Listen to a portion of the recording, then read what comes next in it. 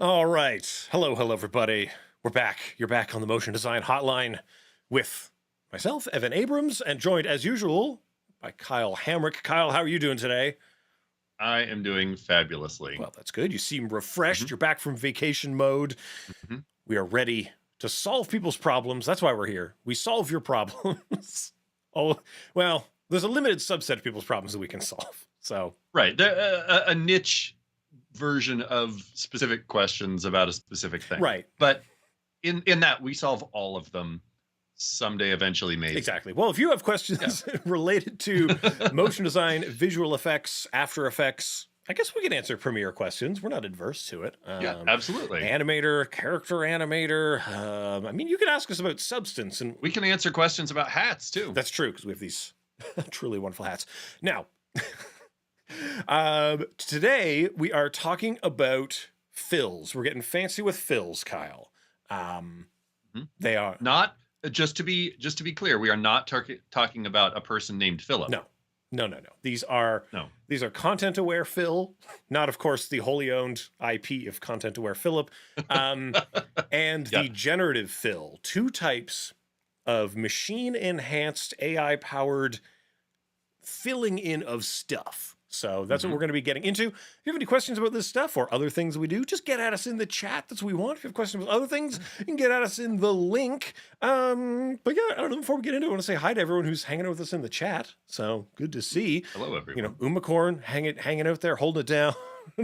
Katarina, hello. Who else is with us? Who else is with us here? Oh, Oliver Andrews, hello. Penny Doodles, and of course, Voodoo Val, keeping everyone honest in there, keeping everyone on their best behavior. So thank you, everyone. Couple other folks up above. Maybe that was from the last stream. There's always some spillover, so it's hard to know. No, there isn't. It's wiped totally clean. Oh, there isn't? Okay. Pushed out. Anyway, I think we're ready to get into it, Kyle. That's enough preamble. You've got the content aware. Preamble ramble. That's right. Well, I think we've filled enough time. Kyle, why don't we get into your screen and see what's going on? Okay. Well, we're starting out with what I would consider a pretty basic example, but I think it's also representative of a very common task for both video editors and motion designers, folks who do a lot of both, and maybe just anyone that kind of needs to get rid of something in a video. So this is a very high-tech clip here. Kyle, this sounded more ominous, I think, than you. Yeah. Ooh. Well, look, you can use these powers for good or evil. We endorse the use of them for good, but evil, parentheses, mischief, is also acceptable when done correctly. So this is just a quick phone video of I have an old brick wall in my on one side of my office. It's painted over, and I thought that's a nice textury surface that we could remove a logo from. Right. And so I just slapped a little logo on it. Copyright, this is definitely my logo, so you can't use it. Okay, good. Good to know. So the concept here is that we want to remove this logo from this surface, but it's not just a flat, piece of paper, or like removing a laptop logo is a pretty common ask, but that's typically like a very smooth surface. And so you can get away with some of the easier forms. So I wanted to see how this would work out if it could believably replace this object. Okay. So let's just quickly talk through the process of using content-aware fill, how you have to use it. So you can see I have my video clip here, and I'm just going to very quickly draw a mask around this shape, which you can see is a little bit irregular. I'm not going to be super careful here, but I do want to make sure I grab this shadow. So I'm going to adjust that a little bit. And then I'm going to complete that shape. So I feel like I did a pretty good job getting around my thing and kind of the amount of shadow that it really created. All right. I'm going to go ahead and set this mask to none so that I can still see the rest of my clip. And quick tip, if you hit a couple of hotkeys while you're drawing masks, like N or A or S, for example, you can actually set these modes as you're drawing it. Ooh. Yeah. So now that I have this mask made, I'm good to go, right? Well, not so much. This is video. Things move, right? Psych. I'm going to set this to be a color we can see a little better. There we go. You can right click on a mask right here and track mask. That's going to open up the tracker panel. And then you can do this one frame at a time, forwards or backwards, or just let it go. And I believe this one's going to work pretty well. Let's just see. Oops, I'm not on the first frame though. Let me get on the first frame and let's just let it go. See how it does. For something simple like this, usually goes pretty fast, as you can see. And we're just letting it do all the tracking. Right. So a lot of times this is not a particularly like complicated camera move, right? Relative to the two things. Because there were some, I know, oh, it's already finished, but there are some options under the little tracker menu that are maybe worth explaining for some folks if they're wondering. Yeah. So a lot of this, and we'll get into this a little bit with another example later, but like sometimes you might only need position. You don't necessarily need all this other data. Maybe you don't need perspective. Maybe you do. If you're tracking a face, especially if you need to like blur out someone's face because you don't have rights to use their likeness, you can do that. But you can also do detail features, and so that you're getting like their eyebrows and their eyes and the corners of their mouth, and you could track effects onto their face and stuff. Just the basic After Effects tracker it's pretty old, but it has a lot of functionality in it. Some of these are newer features. Yeah. So it's always worth trying this mask tracking, the point tracker that we're going to use later, trying it and seeing how it does, because a lot of times you're going to be surprised with how clean a thing is. To get back to content aware fill, and what we're trying to do is just get rid of this logo, right? Now that we have this mask tracked, and you can see it did pretty well, the end may be a little close there, but we can deal with that. I'm going to set this to subtract. I want to cut a hole in this. And you can see it's not black, it's transparent. Right. I'm cutting a hole in the footage, okay? Then I'm going to use the Content Aware Fill panel, which you can always find under Window if you don't see it. And what we're going to do is use one of these methods. There's a couple different ones. And we're going to tell it to basically imagine the pixels that are supposed to be there based on the other information in the clip. Right. And that little preview window, right? That tiny thumbnail, like showing us the hole that is, that is pretty critical. Like, I think one of the things that I often forget is like, it's not just a layer, right? We're looking at the whole, we're looking to look at the whole thing. Where is the holes? Because it doesn't really matter how you make the hole, right? You can. Right. You can do it with masks, but you can also like, use track mats to cut away from clips. You can assemble multiple clips and then leave a gap. Yeah. So this is just the simplest version of this right now. Make hole however you can. So because I think this is maybe it's probably okay, but I'm going to do a little bit of this alpha expansion just to kind of like give myself a few extra pixels here. We probably didn't even see it here, but that's just like expanding the edges a little bit. Okay. And then to quickly cover what these different fill methods are like, edge blend is the simplest. That's basically, if I was tracking, getting rid of something on a piece of paper, something that's very simple, smooth, very little texture on the surface. Edge blend just kind of takes the pixels around the edge and just goes, what? And covers it up. So it also should go the fastest. Surface is the better version of that, where this is what I'm going to use on this example. It's going to look at this surface and try to recreate the texture that it sees. So this is great for something that's flat but has texture that you need to recreate. And then the other mode here, object, that's when like a car or a person or a bird or whatever moves across your frame and you're trying to get rid of that thing and recreate the details that exist behind it in other times in that video. Right. Okay. So these are using different algorithms to reach these results. So in this case, I'm going to use surface, and I'm not going to bother with lighting correction. I know we're going to touch that in one of the later examples. So if you don't have a work area set, you're just setting your range here. I'm not going to create reference frames. Again, we'll get to that in a minute. And I'm just going to tell it to generate a fill layer. And then the crucial thing is it actually creates the fill right away, but it's not done yet. You need to wait for it. If you start looking at it right now, it's going to look all choppy and incomplete because it is. Yeah. Don't interrupt it. It's doing something. Yeah. This is like some of the tracking processes. If you don't have your info window open, you're not going to see that it's doing anything, and then you'll interrupt it and it'll stop doing that. That happens a lot. It's one of the big quandaries. Oh, look at that. Now it's done. Sorry. It's done. Yep. It's pretty quick clip. I was going to continue stretching for time, but we don't have to. So I will turn that fill red just so that you can see it more clearly. And then what you will notice is that it creates, over in your project panel, creates a thing called fills, and it has the name of your shot. And then if you do multiple ones, it'll kind of stack these up in here. It's generating an image sequence. You do have some control here in the panel settings about like whether it automatically deletes those, where these go, so on and so forth. But again, we'll get into that later. Let's see how this did. I think that's pretty good. Personally, I can kind of see a little bit of a like square where that used to be, but I think this is a good example because while I can kind of see it because I'm looking at it and looking for it, more often than not, this is like, oh, there's that logo in the background that we can't use and we just need to get rid of it. And if it's not the subject of the shot, no one's ever going to know the difference because they're not looking there. Right. And my next example will kind of point that out. Sometimes this will be imperfect, but if it's good enough, no one's ever going to notice it. Yeah. So anyway, just to go over the basic details. Oh man, Kyle, we've done 10 minutes already somehow. I know. We got to explain That's stuff, true. you know? But yeah, make a hole, choose how to fill hole, and then see what happens, being the 3 kind of big steps.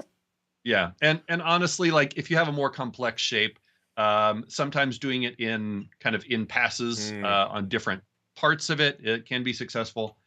Just to kind of quickly show another example, this is some footage I took on the beach during my vacation, and you can see this little girl started walking in front of this at the end of the shot here. And I thought, you know, that buoy is serving a purpose, but it's not quite as cinematic as I'd like. So I ran 2 quick mask tracks on this. I actually did these somewhat manually, and you'll see how spaced out those keyframes are. These don't have to be perfect masks. They just have to, you know, cut the thing out. Right. And then we'll run this too and see how this does. Water is notoriously difficult for this. So I think this is going to be a good example of, is it good enough that you don't notice it if that's not the thing that you're looking at? Right. And I think in this case, it probably will be. Now you can stall for time. Right. Well, I was going to say, if this was a Star Wars movie, you leave the buoy in. Eventually, there's going to be buoy action figures. There's going to be a lot of lore about that buoy. Floats goodly out there or whatever. No, wait. That usually wouldn't use words like that. I don't know. Buoy Gazo. Anyway. So I can already see from the little preview frame, there is a little bit of weirdness kind of around our girl here. Yeah. But that buoy looks like it disappeared pretty well, and it's almost done running that second pass here on that other hole. So I think we'll be good in just a second here. And I guess it's there. We go. What method did you use for this? This is I used surface again because this feels like a surface to me. Honestly, object is probably what's appropriate for that girl, and so. I would say, so that buoy up here, honestly, I couldn't even tell you where that was exactly, which is good. But let's figure out, I won't necessarily make us run it again, but I would bet object is going to do a much better job. So I'll just delete that. Yeah. And so this is a great example here. I could just kind of quick mask that buoy right here. And now I opened our girl back up. And I only need to run this on the end of the clip because she only exists there. Right. And let's set this to object and see what happens. Right. It doesn't all have to go in one pass. Right. We don't have to. We have to try to lift all at once. Let the machine get it in discrete bites of similar things. Because something that also might mess it up a little bit is like the buoy is way in the deep background. This person is in the foreground. Trying to consider both as part of the same thing might not be the best sort of tack, if we could say a naval term. So let's take a look at this here. I think it did pretty well. Again, I think the buoy, looking at it larger, I can see a little bit of weirdness where the buoy was. And if I look carefully, I can see some weirdness where the girl is. But as a viewer, I'm probably looking, you know, at the top third of this frame, looking at the boat moving across. And so while I would personally probably do a little more work on this. It's a good example of like, if you can get pretty close, a lot of times that's going to get the job done because people aren't looking down there unless you've pointed it out. Also, somehow Skype resized your screen. I love it. I love that stuff. Oh, perfect. How nice of it. Okay, well, look, I've already got you fixed up in there. You might as well get into some more advanced use cases here. Let's keep this buoy rolling. Well, my next example really of using that is kind of getting us into the boat thing. So, I mean, I can show us some tracking workflows and stuff. Maybe that works well into yours, and then we could finish this up. What do you think? If we have time. I guess. So how about this? I posted this video the other day. This is, it has audio. Let's turn that off. I caught this video of this sea monster off of the Florida coast, and it's definitely not fake. Sure. But so this is something I created in about 5 minutes by tracking this boat and then using the generative fill in Photoshop that we're going to talk about in a minute here to create a sea monster, do a little bit of basic animation on it, and I kind of covered up where that boat had been. So I'll show you a couple of those techniques, and we'll pitch it over to Evan's examples here. Okay, so I've got this boat. It's a pretty consistent movement here, and I really like that wake that it has behind it, so I wanted to take advantage of that. So what I'm going to do, you'll notice I named this clean plate. That's going to be good practice when you have more layers. Like you'll notice, a finished composite is typically going to have more than one layer. So I want to track some of that information from the boat. I'm going to double click my clip so it opens in the layer viewer. This is the thing that kind of trips people up occasionally. And then I'm going to use my tracker. I'm going to track some motion on this. I'd rather be on the first frame. Track some motion, and I'm going to make sure it's just a transform track. Honestly, we really only need the position here. I don't need rotation and scale, but you could do those if you want. Right, because if you did track those, it would be the rotation of the boat, and if the sea monster is bigger than the boat, that doesn't really make any sense. Yeah. So. And I'm going to go ahead and create a null just so that I have somewhere to put this data in a minute. So this is the old point tracker here in After Effects, but again, this is just an example that a lot of times this is going to work really well. Basically, point tracker classic.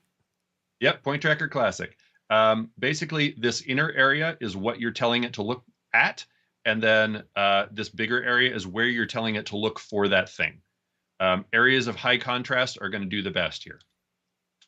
And in this case, I can probably just kind of let it go. Again, if it gets tricky, you can always like slow it down and do it frame by frame so you have time to correct it. But this does pretty well. You can see it's just kind of cooking right along. I don't really even need to stop it. I'm doing that more for your visibility. This is for your benefit. So, yeah. So that's the end of the shot. And you can see it did a really nice clean track there on that boat. And so now we can take that, make sure I'll set the target to be that null that I created, and I can apply. And now, bing, that null has all of that position data, and we could parent other things to it. You've already seen the workflow for making an object disappear. So I would do that exact same thing where I would, make a mask around the boat, maybe tighten this up a little bit, tell it to track the mask, and then see how it does tracking the boat, probably pretty well. I would probably get that closer, and I think I did when I originally made this. You can see that one got off a little bit, so I would just delete that and start over.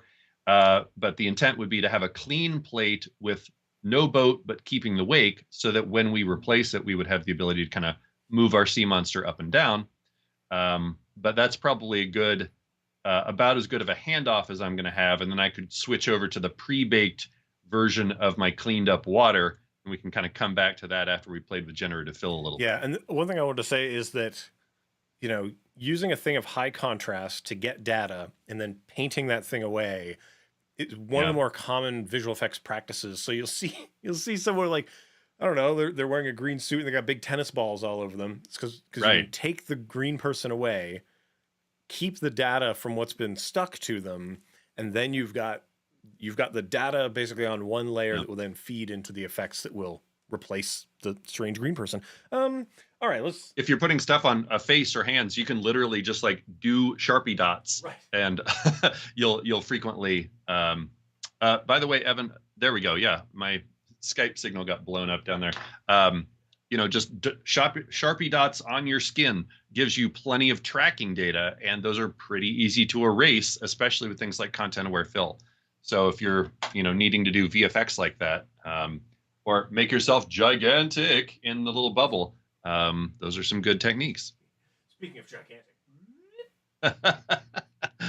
Oh, Skype. Thank you for all of your keeping us on our toes. Yeah, it's always fun with Skype. Okay, so we're going to go into my computer, and let's have a look at me replacing a sign. This feels like a natural segue between the two things. So, Kyle, I had a go with replacing a sign. Oopsie doodle. I followed all the steps. I cut a big hole in it. I tracked the mask all the way through, and then I chose surface mode, and I ran that, and this is what it returned to me. Now, this is interesting. I'm not going to say this isn't really interesting.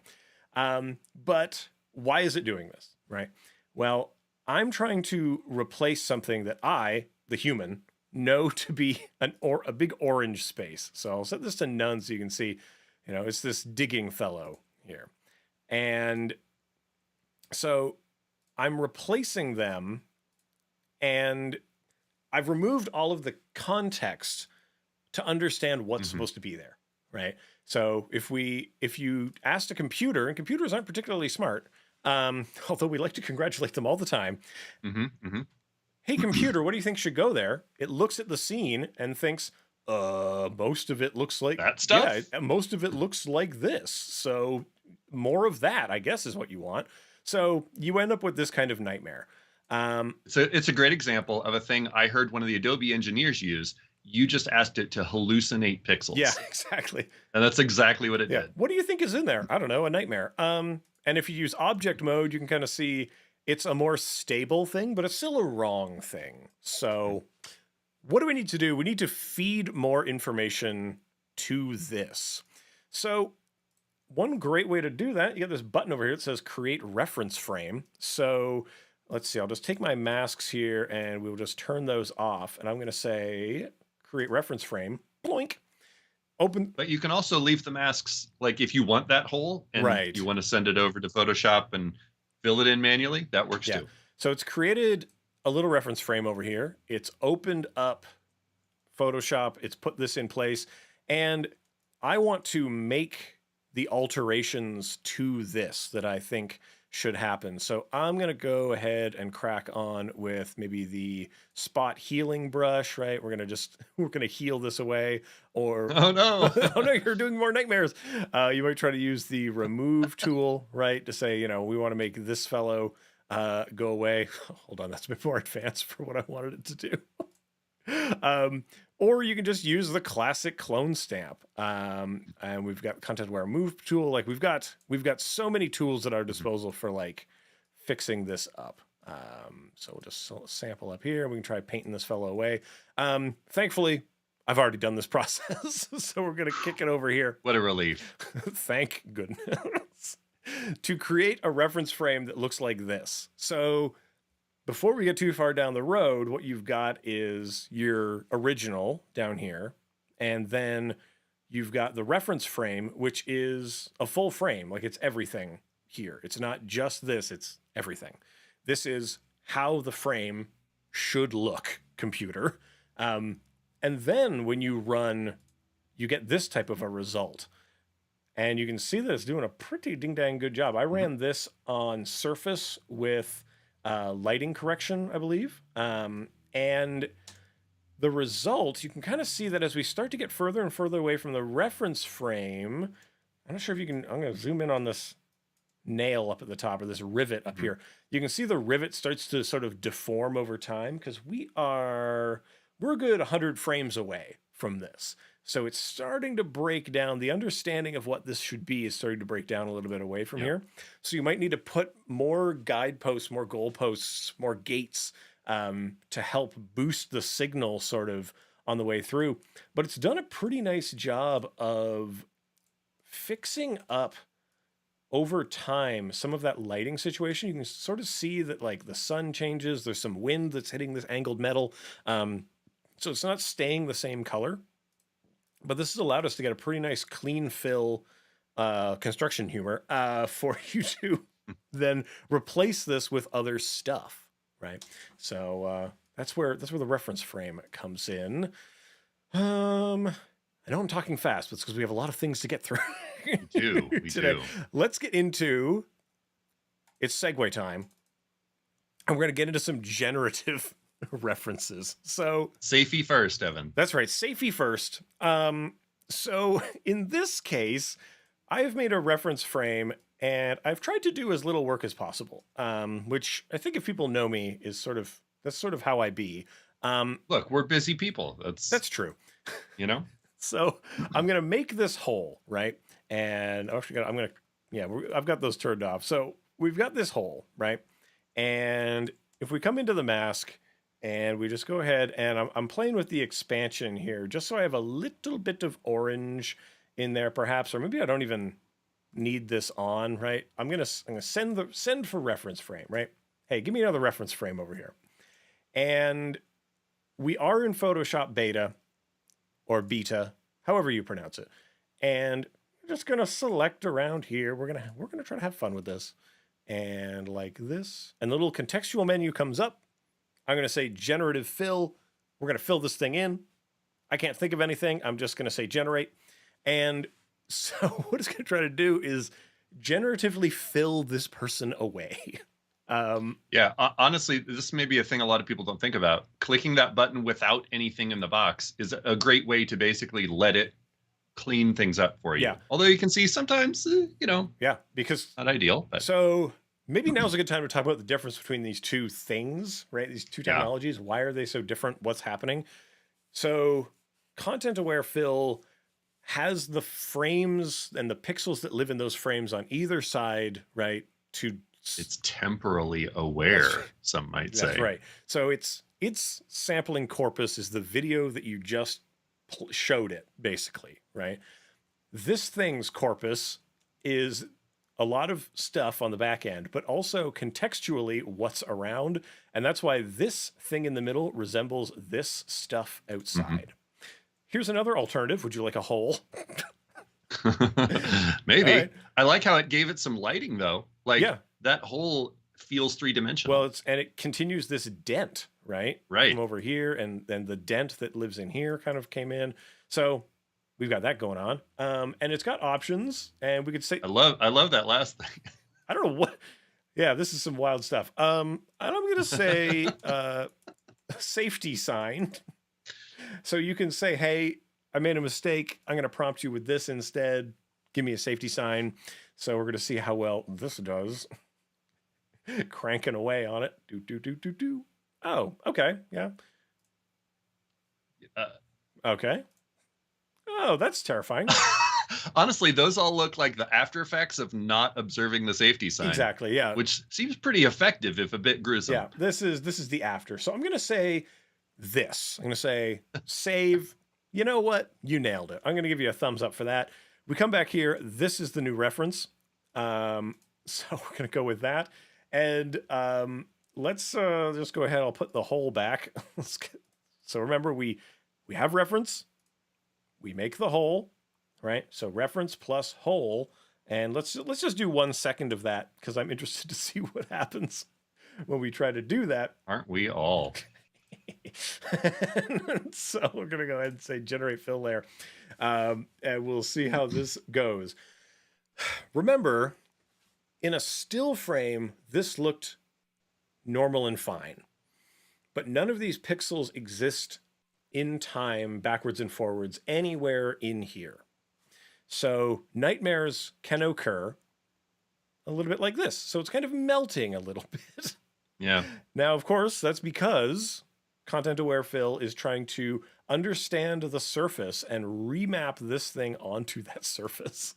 So maybe that's not a good one. Maybe that's not a great one. Let's change to, we're going to change to object, right? Or actually edge blend is probably the one that's going to be most true to form. So we're going to say generate that fill layer, give it a try. Oh, that went pretty quickly. And you can see that it immediately is like, no, get rid of it. Blah. Right? So combining these two things together isn't always going to be super good. So just a kind of heads up on that. But here are some examples that I've prepared earlier that I think are nice. So let's see, which is this one? So this is with the safety sign. So I actually got it to grab pretty well. So starting from safety here, you see it starts to bend and warp a little bit. Mm-hmm. This was done using surface with lighting correction applied to it because I wanted the kind of lighting change that happens around the outside to also be applied to this. And you can see that there's some sort of shadow shifting and changing within there that's happening. And then let's see, what are some of the other things that we got on here? This one's pretty nice, where I gave it a totally different first and last reference frame because I wanted to see what would happen. And you get kind of a nightmare blend between them. So if I just fill in that hole a little bit, you could. So if you're after a nightmare blend, this is how you make it. Exactly. So again, we're doing some kind of optical flowing between these two. And this is, if you try the same thing, but we're not using surface, we're using object. And you can see it's kind of just like a cross dissolve. But the thing that does work pretty well is that it does seem to be bobbing and weaving with the slight amount of camera movement that's happening. Was there anything else that we want to explore about this? Yes. Okay. One last thing about this sign replace that I want to talk about. When you want to do it for real, and you need this thing to look good, I would say, we want to get a stable track. So let's say, for example, we wanted to replace this with like an animated little stick person, or we want to replace it with typography, or we want to replace it with something that is relevant to the plot of our short film, I guess. And it's not enough to just make the whole, we need the data. And Kyle talked about using the point tracker. I like the MOCHA AE tracker, which if... For a tracking planes, flat surfaces, or anything that looks like a flat surface. Exactly. Now, MOCHA AE, it's from Boris FX. It should already be installed on your machine. You just go ahead. This is like the light version of MOCHA. Drop it onto the clip that you want to track. Hit the button. It's going to launch MOCHA for us. We're going to start it up. It's going to launch this totally new and different and sometimes intimidating interface. But don't worry, we're here to help. And all we want to do in most basic form, take your X-spline tool, or you can use a Bezier, a B-spline, a Bezier spline. X-splines are nice and quick because we can just go click and click and click. And while I was tracking a single point, this is tracking a stable object that should persist throughout the thing. It's looking for a flat plane, and you're kind of taking that shape that you're feeding it and assuming that it's going to continue through the video. So it's going to continue looking for those same pixels. Yeah, all of the stuff in here, everything that I've given it. The other thing that you should do if you're going to do this type of tracking, show your planar grid and then show your planar surface. So this blue area here, if this were a rectangle, right? If this were like a TV screen or something like that, you'd want to make sure that this rectangle is fitting into the corners of that screen. And you want to make sure that this grid appears normal and natural as if it lives upon the surface that this represents. This is exactly how you replace phone screens, laptop screens, anything like that. Same technique. Yeah, and what's so great about this is if you have someone's finger comes in and like starts to occlude the pixels, you can just put a little X-spline around that finger and say like, hey, those finger pixels, forget about them. Ignore that. We're not interested in those. I'm going to turn on, maybe I won't. I'll just go with these. But these are the types of motion we're trying to extract from this. Go ahead and hit play. It's going to crank its way through. And what it's doing is, like we said, is tracking the whole area. So the larger this area is, the harder it is to go, the longer it's going to take, but the more stable it should be. And this one, nicely doesn't have much movement. It doesn't change in perspective. So there's no warping that it needs to deal with, for example. Yeah, and I'll say this, like, you might think like, oh, that's totally stable. Why am I tracking it at all? The subtle differences between your inserted elements and the real elements will show all of your crimes. They will, they'll turn on you in an instant. Anyway, so we want to save, close this, and now where has the data gone, right? It has entered into this panel down here. So you say create tracking data. Layer 1 is that thing from MOCHA that we just did. We hit OK, and you see that it's populated some rotation information, scale, some location of stuff, and then we send that data out. We send it out to something. So you can take the corner pin data or you can take the transform data. So if you had a TV screen, you could use the corner pin effect to stick the corners on corners, and that'll get you there. I'm just going to use the transform data, and I will make a new null object, right? Hold data, and we're going to throw the transform information into hold data, apply the export. So if we have a look at hold data over here, you can see that it now has a whole bunch of scale and rotation stuff going on. And then we just stick things to it. So here is the Motion Design Hotline GIF. That's stuck to it. That's looking good. Little graffito tag out there in the world. These guys are coming out and sticking stuff all over the place. We're the bad boys of motion design. So there's that. Another thing that's nice to do is I kicked out a reference frame from frame 1, painted away, did all of my excellent painting, parented that to the null. And if you look at this, it's looking pretty rock solid on there. You notice that it's missing the kind of color correction stuff, so that's not working out particularly well. But another interesting thing we can do, right? Oh no, I'm getting too far ahead. So where was my MOCHA track? There it is. So we've got the thing, we've got it tracked, right?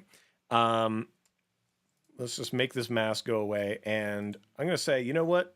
Give me a reference frame out of this. I am going to select this area here. And you know what? We've been making a lot of jokes about safety. But I'm going to say generate fill. I'm going to say squid safety. There you go. I'm thinking about sea monsters, right? We'll see where that goes.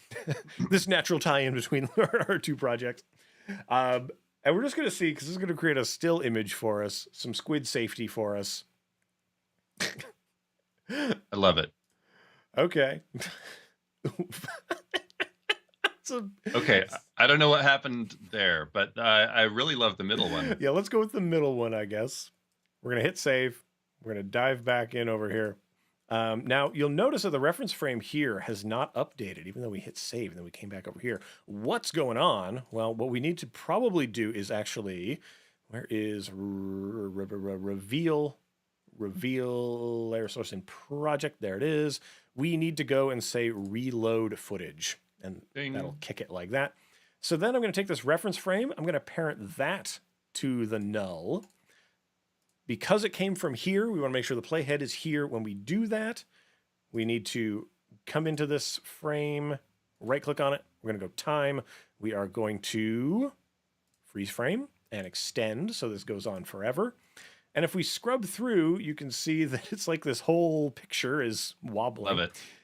Yeah. And we just need to take our pen tool and say, hey, we're just only going to we really only need this much of it. So then we see the people working in the background, the weird squid sign. Perfectly good. We've got our generated fill thing stuck into our real world place. Track the place, kick the reference frame, replace the stuff, come back in. 20 minutes to go, Kyle. I know. Tell you what, how about I quickly introduce some ways you can use generative fill, and we pitched it over to your cool examples. Okay, perfect. So generative fill, as you've kind of seen, it can create stuff. A couple things that I've already taken advantage of. A lot of times maybe you get a photo of somebody and you're like, okay, that's great, but like, why are their arms already cut off? Well, that's the way the photo is. Okay, well, you got to use it. So sometimes it be like that. Right. But I've already used this a couple times to great effect by just like doing something. Oops, I didn't. Okay. Just kind of like select the area that you need. Generative Fill, generate, and see if it'll just generate some sleeves for you. And honestly, I've used this a couple times already for non-commercial things, which is what you're supposed to be using this for currently because it's beta. But hey, looky there, I got some sleeves. I'm not sure what's going on there, but and it's interesting that generating sleeves violates the guidelines about half the time. Maybe it thinks it's another body part. I'm not certain, but it seems like the more content, the more context I give it, the more it accepts it. But you can see, just a little bit of work here, letting it do most of the work. This is going to be a little funky, but if I then kind of combine these at the end, honestly, like that works pretty well. I'll make a copy of that layer just because, merge these, and then let's turn that off and remove background and see how we did here. Looks like, I mean, I'd buy that compared to the original here. And now, like, if you need to put him, in a video as, a slide to introduce him or something, like he actually has arms and isn't cut off awkwardly. Yeah. You have a lot more flexibility here. The awkwardly cropped, poorly cropped, too small stuff. Yeah, every time. Yeah, that's the bane of everyone who has to do 16 by 9, 9 by 16 square, right? Like you're never provided with the right kind of assets. We need more of the stuff. Hey, shoot. Hey, on the day, could you make sure you shoot wide? Yeah, sure. That's like medium close, right? Click. Of course, you can use these same techniques much more creatively. I think we'll keep moving along into your examples here because I like those and I don't want us to miss out. All right, that's true. All right, well, let's get into a little version of that. So you can take a photo. We're in After Effects. We can take a photo and we can carve it up into its constituent planes, push those things in 3D space, and then move a camera through them. Mm-hmm. Now, if we were to do such a thing and we push our camera through them, what you're going to notice as soon as we start moving that camera is that there are a bunch of holes. So this is called a parallax from photo. And if you do it sort of naturally, you're going to end up with these holes because that information doesn't exist. And if we were actually moving a camera, we would be able to see some of that mountainside, right? So let's do this one like from scratch. Let's do this like from the beginning of that. And the way it begins, in fact, I'm going to go ahead and I'm going to trash these and save this as something else, Parallax 2. And we'll say okay. And so we're going to start with our photo. And if you were going to do this, no generative fill, whatever, it all starts the same way. You want to think about what planes need to be separated from each other so that we can separate them and move between them inside of After Effects or whatever you want to do with them, right? So we need some selection tools. I'm going to grab the quick selection tool here. And the first sort of big area that I'm interested in is this hill. And you see I'm just painting. We're just using the brush here to paint. And this person is on the hill. They're part of this plane. But what's between in this space? That's not. So we're going to hold down Option and paint into there. Ooh, excellent job. So we're going to go ahead and duplicate this layer. All right. Boink. To make a copy. And I'm just going to hit the create mask. So now I have only this. Let's say that this is one plane. We'll call this like nearest. If you select nearest, that's what we want. I think thumbs up. I think we got that nailed. And so now I can move this independently of the other things. So far so good, right? Hope so. Oh wait, Kyle, have you frozen? I can't tell. No. No, you're still with us. Oh, thank God. I'm alive. Oh, good. Kyle, I was just being attentive, I think. Kyle, I was floundering up there. Okay, now let's do the backmost part, right? And we'll use the, oops, not like that. We're going to grab our quick select, this area, right? That's what we want. Drag the OG onto the new layer, and we are going to mask that. So now we get this. If we were to slide these two things away from each other, that's not going to be cool. That's going to make a bad result. So step one, let's clean this up a little bit, right? I want to cut into the edges a little bit, right? Like, I don't want to just replace only what's there. I want to go a little bit further. There's a few ways we can do that. I mean, we can just pull a quick select. Ooh, now that's really interesting because the quick select is still selecting things that exist but aren't visible. Exactly. So we are going to kick it over to the old magic-y wand. Oh, now it's doing the same thing. Hold on. Not contiguous. And I think important to point out that the techniques that you're doing here, they aren't necessarily new. We're just leveraging these tools to make them much easier and faster. No, that's true. Oh yeah, right. Sorry, I got to make sure that there we go.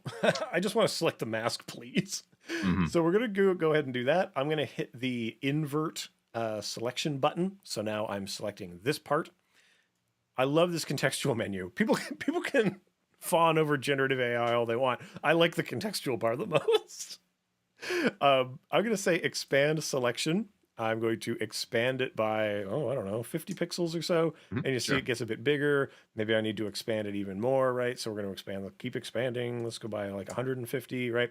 So all of this area needs to be filled in. Let's fill it in with what should be assumed to be there. Type in nothing. And we are going to get something that is contextually based on what is happening in the rest of the image that's hanging out. Pretty good. Yeah, I got to say that's pretty good. And there are some variations on a theme, right? A little bit more clouds, but this first one I think is the winner. So I'm just going to go ahead and I'm actually going to merge this down, right? Because we need both of them together, or stick them together into a bin together. So take both of these and chuck them into a bin. That way we can retain that editability of that first thing. Play with them later. Combine them maybe. Yeah, go crazy. The world is your oyster. But just to show you what we got going on here, right? We've got we've got the bread of our sandwich already carved up. So let's just go ahead and let's call this farthest. And then we need the stuff in the middle. So I'm just going to show you one of those because you don't need to watch me do the same thing 3 times. You've already seen me do it too many times. I'm going to select this little island over here. And the quick select has guessed you don't want what's in there. So got to say, big thumbs up for that. And we'll just show you the process one more time.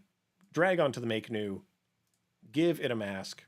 And as you know, as we move, right, depending on what we do, we're going to be exposing basically, there's a cliff that should live down there. So I'm just going to go ahead and be pretty sloppy with this. And I'm going to say, hey, could you give me like a cliff down there? I'm going to say, just generate this. Maybe more of this. Yeah. Could you just like do more of that? So we're going to say cliff. We're going to see how this processes. And then we're going to look at a little, we're going to say a little wacky behind the scenes-ness that's going on with this. So maybe that's what it looks like. Maybe this is what it looks like. Maybe this is what it looks like. But critically, I'm going to click here on the layer mask and I'm going to disable it. And this is everything that it's generated. This is how much it has, has kept. The seamless almost marrying of the two together is kind of what blows my mind here. Because no matter what version, oh, sorry. You see, now Evan's dying. Yeah. You can see that marrying spot remains good on all of these. So when we come back into the example here, and we've plonked our elements into the space, you can then say like, oh, let's remix it and remix it and remix it a little bit. So to that end, right, you're probably wondering, Evan, how do I even do this type of a shot? We need to talk about that, right? We're going to take our sort of parallax layers, right, that we've got, our far cliff, our furthest cliff, hold on, backplate, far cliff, furthest mid subject, right? And we put all those together. Oop, not like that. And not like that. Not like that. Make sure that you put them together. Don't make sequence, put them in a single thing. So we're going to get these things together. We get them in the right order. Like this.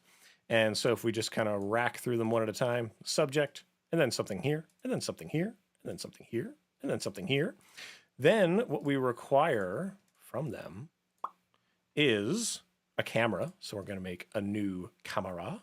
You could, of course, move these as just 2D layers too, but that involves a lot more of you manually doing all the parallax yourself, which can be tricky. I don't want to do that. And I'm going to choose a pretty high number here, 80, 135, 200, something that will kind of compress elements together. It's going to warn you, hey, nothing's 3D. Oh, my mistake. Let me make them 3D for you. These are all three-dimensional now. So now I need to push them. So let's say we take the back plate here and we kick that way back. But Evan, now it's too small. Tee-hee-hee. Nothing's ever too small. Let's go like 50,000, like really kick it back. And then you just grab the corner and stretch it out. Yep, just make it look right again. Yeah. That's all. And it's just got to be close enough, right? Because remember, we filled in all of the space. So let's get this furthest cliff. How far back do we want to do that? Like 20,000. Oh, really put it back there. But it's got that extra space, so we can just kind of resize it back up. Yeah. If you, especially with something like this, if you'll notice that the bounding boxes on these are the size of the comp. So if you just pull those back to the edges of kind of the visible canvas there, you'll be good to go. Exactly. And there we go. So we're just going to kick them around like this. And then the magic is simply moving this camera's position a little bit. So the sort of details are only really shown to us when we happen to move this around. So I'm going to just kind of move over a little bit and move forward a bit. Whoa, don't go forward. Don't go crazy, Evan. But, I mean, you can go pretty far there because you have so much extra information. Exactly. So we might be doing like a little bit of like a motion comic or something where it's like, I was on a perilous journey and then I saw this weird thing over in the distance and it called to me like a long lost relative shaming me in the distance. So you're able to then reframe up the shot kind of like that. Yeah. I don't know. Any things that I might have missed about that, Kyle? I know it was No, I think that was great. Felt pretty comprehensive to me. We did get. I don't want to blow through these things, but you mentioned a question you got from Aaron over on Twitter. Someone got at me on Instagram with a follow-up question after I posted these, and they asked, "How do we create depth like this in After Effects?" I hope that this answered that question. It's all about, I think so. It's the difference between things. It's the perception of movement of how the foreground elements are moving relative to the background elements and how those are working in relation to each other. But there's a lot more visual things about this that tell us there's depth. There is this blue cast, right? How things are like darker and more contrasted as they're close to us. Things are, and you could totally like composite in a thin layer of smoke or something like that to kind of help sell that the clouds are in front of that element, right? For example, I mean, whatever smoke, it's our old friend's fractal noise. Yeah. So scale this up in a big way, but we can always bring fractal noise into the mix. We can. But depending on where this lives, this has just moved backwards quite a lot because it's got these clouds in front of it. Right. It's a great example of how a small detail like that really communicates something about where that thing sits. Exactly. Now, speaking of things we need to communicate about how it sits, we're coming into the end of the show. We are. We've got these beautiful files. Obviously, there are some examples we didn't quite get to. If you want to get your hands on these beautiful files, Kyle and I, we're going to tweet out the links to these things using the power of social media. So make sure you follow us on Twitter, follow us on Instagram. Use the link here in the description to send us more questions. We must have them because we're back in a couple of weeks. But if you can't wait that long, exciting news. Over on Instagram, we're going to be doing this next week, basically answering some easier to answer questions. I don't know. Easier. Things that are less technical, typically. Yeah, it's much more of a potpourri. We don't have to write a description for those things, so it's going to be like whatever. So follow us for that. But make sure that you come back here. We're going to be announcing what the topic is over social media. So if you have questions related to that, you can get more of them to us. We do have a big queue of quandaries to process, but we'll get through them. I don't know. I think that's it. I think we're also at time. Oh, wait. No. Yeah, I think so. It's not. Look, it's not. No one can shut us. 5 till. Well, look, it's the end of the day. If we run long, whatever. But I did want to say, follow me. I'm at EC Abrams, Kyle, Kylosaurus Rex. And I guess that's it. I don't think we have any other type of news to really get to. So anyway. One important bit of news is thanks everyone for watching. And we hope to see you next time. That's true. So until then. Stay creative. Very topical. Yes, right. Be kind to each other and share your work with us if you generate some stuff. We want to see it. So, yeah, do that. Anyway, bye for now. Thanks, everybody. And then again, I'm going to try to find the button again because generate the button to end the show. Surprises me every time.